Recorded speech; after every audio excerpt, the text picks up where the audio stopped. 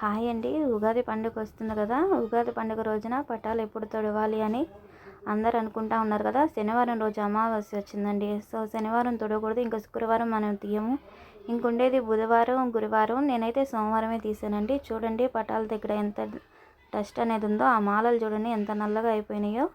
నేనైతే పటాలు తొడడానికి wet tissue paper ఒకటి, మన డ్రై టిష్యూ పేపర్ ఒకటి, రెండు యూజ్ చేసి పటాలు తుడుస్తానండి. చూడండి ఎంత నీట్గా క్లీన్ అయిపోయినాయో. ఇంకా క్లీన్ చేసుకొని బటాలకి బొట్టంతా పెట్టేసుకున్నాను.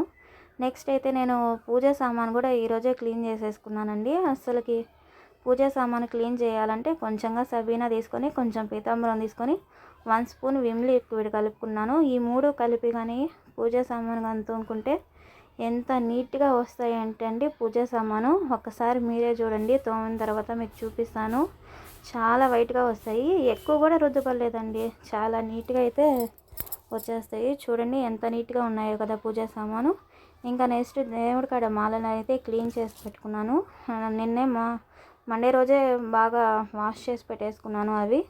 చూడండి ఎంత నీట్గా వాష్ అయిపోయినాయో కదా.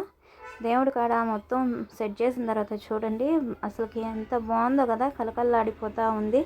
దీపారాజన కానీ చేసామంటే మనం ఇంకా ఎంత నీట్గా ఉంటుందో. ఈ వీడియో మీకు నచ్చితే లైక్ చేసి, షేర్ చేసి, కామెంట్ చేయండి. థ్యాంక్